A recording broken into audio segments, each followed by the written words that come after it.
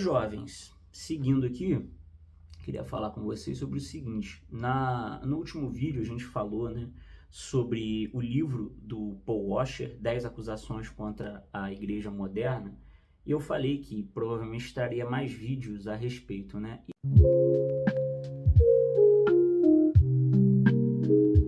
Hoje eu queria falar com vocês do capítulo 3, ou talvez, na verdade o livro ele não é bem dividido em capítulos, né? No caso é a terceira acusação.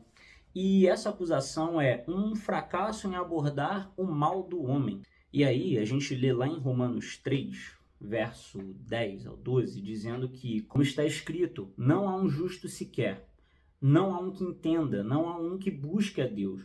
Todos se extraviaram, a uma se fizeram inúteis. Não há quem faça o bem, não há um sequer. Um texto do apóstolo Paulo na carta aos Romanos, e esse texto é muito claro em falar sobre a condição do homem, a condição que um homem se encontra, não há um justo sequer. E aí, a acusação aqui que o Washer vai fazer em cima desse texto, aqui contra as igrejas modernas, é falar que hoje em dia que a gente vê uma espécie de evangelização antibíblica, porque ele critica duramente os métodos evangelísticos populares das igrejas de hoje, né? Eu gravo esse vídeo numa semana que viralizou muito a questão do batismo numa determinada congregação que cobra um determinado valor para batizar pessoas, né?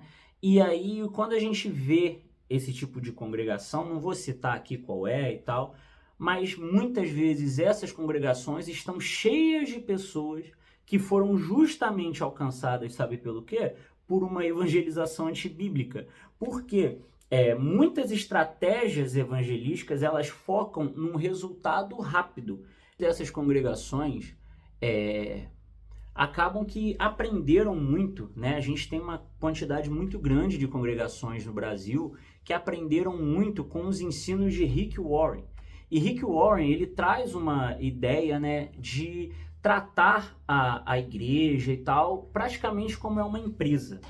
E aí é o que a gente acaba vendo em muitas dessas congregações, né? Porque elas buscam o quê? Resultados rápidos, elas buscam crescimento rápido, e aí enchem as suas igrejas, e o que a gente acaba, eu não estou generalizando, não estou dizendo que 100% das pessoas que estão lá fazem isso, né? Nessas determinadas congregações, mas a gente acaba vendo muitos exemplos, e a rede social acaba expondo isso de forma muito clara, o quanto existem pessoas que estão nesses lugares que não conhecem o evangelho na sua plenitude, não tiveram uma evangelização da forma que deveriam. A gente vê um evangelho extremamente superficial. E aí a gente não vê pregações, a gente não vê ensinos sobre pecado, sobre juízo, sobre santidade, sobre a necessidade de arrependimento, a necessidade de uma mudança de vida através do evangelho.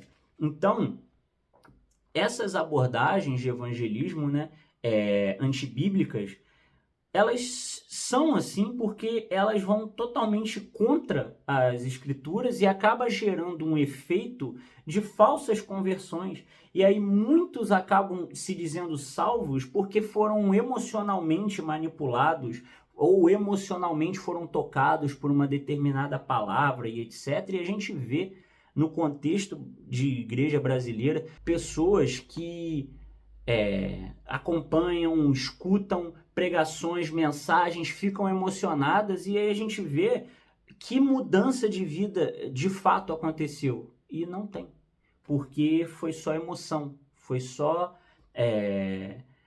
algo que tocou ali e tal, a pessoa se sente bem.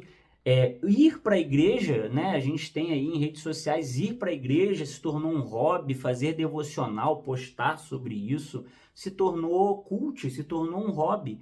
Então, assim, cara, é muito complicado, né? Eu fiz a leitura desse livro recentemente, né? Não à toa estou falando sobre ele aqui, mas parece que a gente olha o contexto de igreja fora. Esse livro ele tem há muitos anos e parece que atualmente ele faz mais sentido do que nunca, pelo tipo de coisa que a gente vê. Então, o que a gente precisa entender é que o evangelho ele deve ser pregado com clareza, com profundidade e com muita seriedade. O pecado precisa ser confrontado. Nós precisamos pregar um evangelho genuíno de arrependimento. E é isso. Isso é o que precisa acontecer. Então, o verdadeiro evangelismo, ele começa com o conhecimento do caráter de Deus e do nosso estado miserável, do estado que nós estamos. Por isso a leitura de Romanos capítulo 3, a condição que nós nos encontramos sem Cristo Jesus. O evangelho genuíno, ele precisa proclamar a cruz, precisa proclamar o sangue de Cristo, a necessidade de uma nova vida, que é uma vida pecaminosa, é uma vida de escravidão ao pecado e que precisa do sangue de Cristo Jesus para alcançar a libertação. E isso só acontece quando o Espírito Santo de Deus, ele abre os nossos olhos para a realidade do evangelho de Cristo. Então, quando a evangelização ela é centrada na Bíblia, é que a gente vê, de fato, frutos genuínos de arrependimento e fé. E aí nós, quando entendemos quem nós éramos, entendemos o que Cristo fez por nós e agora, através do seu Espírito, nós temos esse entendimento, agora a gente gera frutos do Espírito, agora a gente cumpre a grande comissão e aí a gente faz aquilo pelo qual nós fomos chamados para fazer, aquilo pelo qual Deus nos chama para ser parte da sua família.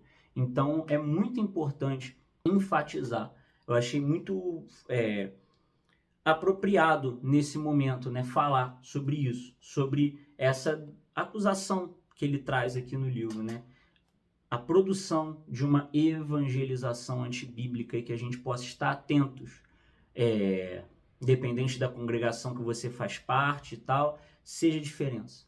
Que você possa ver, que você possa estar atento quando o evangelho genuíno ele é pregado e ele é ministrado. É isso, uma boa noite, bom dia, boa tarde no seu horário que você está vendo isso, mas que Deus te abençoe, curte, compartilha, se inscreve aí, valeu, tamo junto, que Deus abençoe.